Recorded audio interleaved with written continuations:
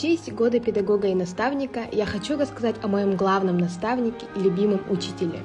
Переступив порог средней школы, в 5 классе меня встретила моя новая классная руководительница Анисия Викторовна.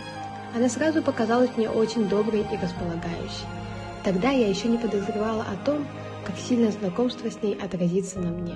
Ведь чтобы действительно откликнуться в сердцах учеников, надо было постараться. У Анисии Викторовны множество полезных качеств. Она преданная, энергичная, веселая. Конечно, хорошо. Еще зоопарк впереди. Да. А также надежная.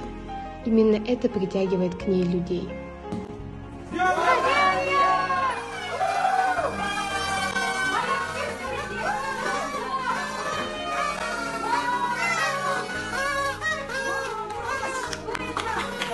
Она научила меня держать голову выше, всегда идти к своим целям, а главное – быть собой и думать позитивно.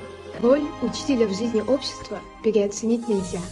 Через терпкий труд она проходила с нами и делила все радости и печали. За ней, как за каменной стеной, стоял весь 11 Б. Анисия Викторовна всегда старалась нас развлечь. Водила по музеям, кинотеатрам, всеми способами расширяла наш кругозор. За эти годы учебы я не совру, если назову ее своей второй мамой. Она приложила руку к тому, чтобы воспитать из меня настоящего человека. Я безмерно благодарна ей. Выпустившись, я буду вспоминать ее слова и буду равняться на нее. Ведь наставник – это маяк, это дорога к далеким мирам, это лампада во тьме, это тот, сквозь кого постигается исключительно ключевой трудный урок – жизнь. Наставник – это моя горячо любимая мама 11 Б класса Анисия Викторовна.